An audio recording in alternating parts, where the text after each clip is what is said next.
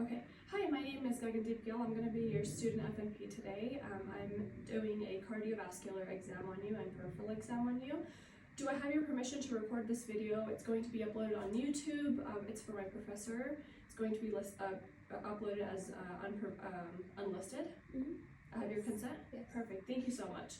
We're going to first go ahead and start off with, I'm going to go ahead and check your blood pressure. For the purpose of this video, I'm just going to go ahead and note to my professor that I have checked your blood pressure both bilaterally on both arms, and I've had you lay down supine, and I've had you sit up upright to check the blood pressure for both arms. Okay, so that after comparing that blood pressure, we're going to go ahead and move on to the next step. Next step is I'm going to go ahead and assess for your jugular veins. You're going to go ahead and look toward your left.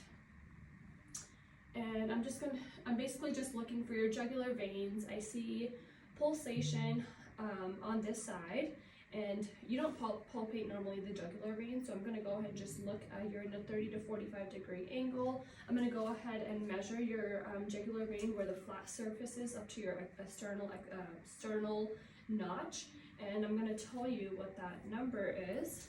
So I'm taking my ruler here and comparing it, and I see that the flat surface to the external notch is about 1.5 centimeters.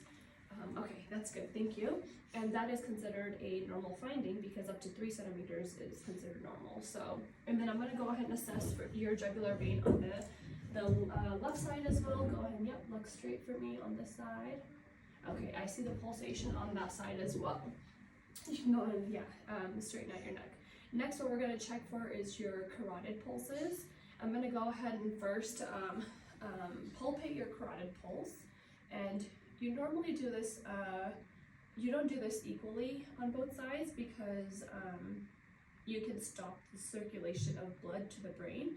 So I'm just going to do it one at a time. I can feel your carotid pulse. I don't feel any thrill. I feel an upstroke stream going up to your brain. I'm going to go ahead and check for your left side now. Go ahead, just look straight. Take nice deep breaths. Or relax, I should say. Okay, and I feel an upstroke on this side as well. Bilaterally, they feel about the same. No thrills used. I'm going to go ahead and auscultate your carotid pulses.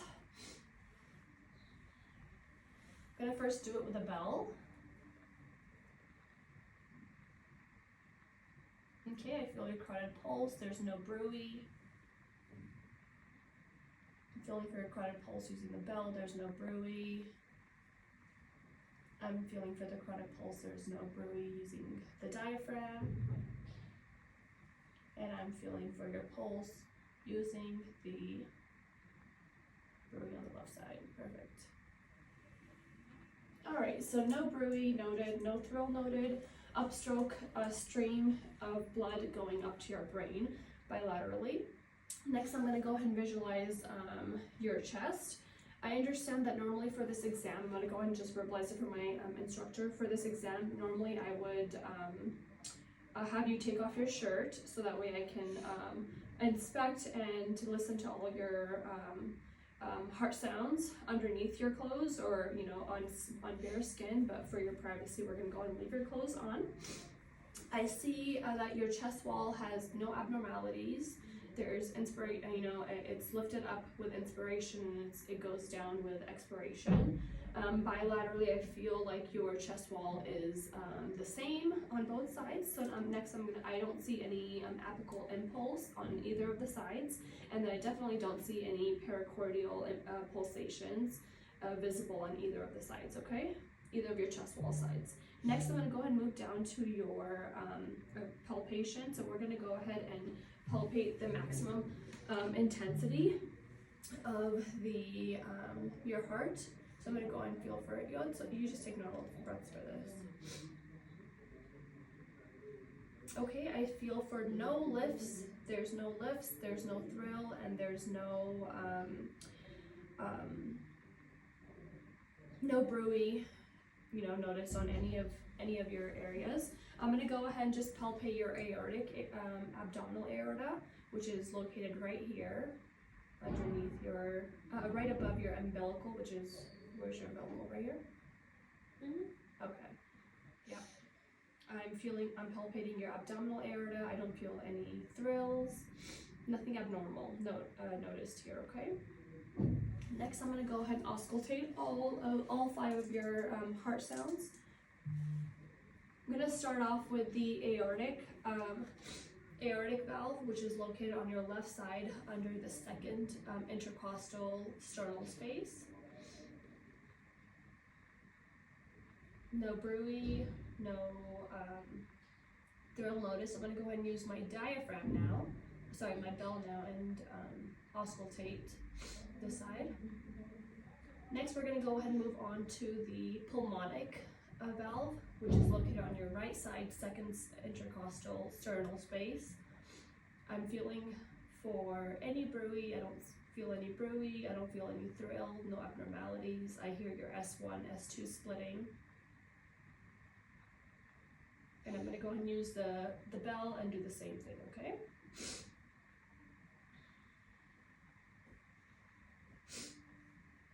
Next, I'm going to go ahead and move down to the Erb's point, which is also known as a tricuspid. It's located at your 4th intercostal space and on your left side, sorry. I don't hear any bruit. I don't hear any anything abnormal, no thrill. I'm going to go ahead and use my bell and do the same thing. No bruit, no thrill, no abnormalities found. I'm going to go ahead and move down to your tricuspid valve now. Your tricuspid valve is located at the 5th intercostal sternal space on your left side. No thrill, no bruit. I'm going to go ahead and move my bell over and feel for it there. No abnormalities. Lastly, we're going to go ahead and check for your mitral pulse, which is also known as your apical pulse. That's located on your very left side. It's actually considered the mid-clavicular line, 5th intercostal space. You have a very strong apical pulse. No thrills, no bruit. I'm going to go ahead and feel for it with using my bell. No thrills, no bruit, nothing abnormal. Okay, perfect. So after this, I'm going to go ahead and check for your, auscultate your aortic sounds, your abdominal aorta. I'm checking for your abdominal aorta. It's located right above your umbilical. I don't hear any bruit. I don't hear any thrills, no abnormalities. I'm going to go and use the bell and do the same thing, okay?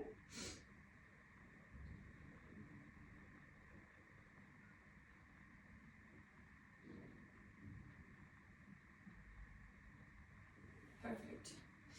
So I didn't hear any bruits, any thrills. I checked all your pulses using my bell and my diaphragm. I heard the splitting of the S2 at every valve, or every pulse I should say, and I didn't, that's considered normal, and you can hear it better when you do an inspiration, so when you take a breath in, but I wanted you to breathe normal anyway, so all of that was good. Next, we're going to go ahead and move down to your peripheral exams. This is going to be I'm going to check for any edema. I know I'm going to do it over your clothes, so I'm checking for any edema, any swelling. I don't see any swelling. I'm just pretending like, I can feel for it underneath your clothes. There's nothing abnormal and within your peripheral exam. We're going to go ahead and feel for your radial pulses now, okay? I'm going to feel your radial pulses bilaterally. And go ahead and bring your hand right here. Perfect. I'm feeling for your radial pulses bilaterally. I'm grading them as +2 because I hear them, they're very strong. There's no thrills, so that's considered normal.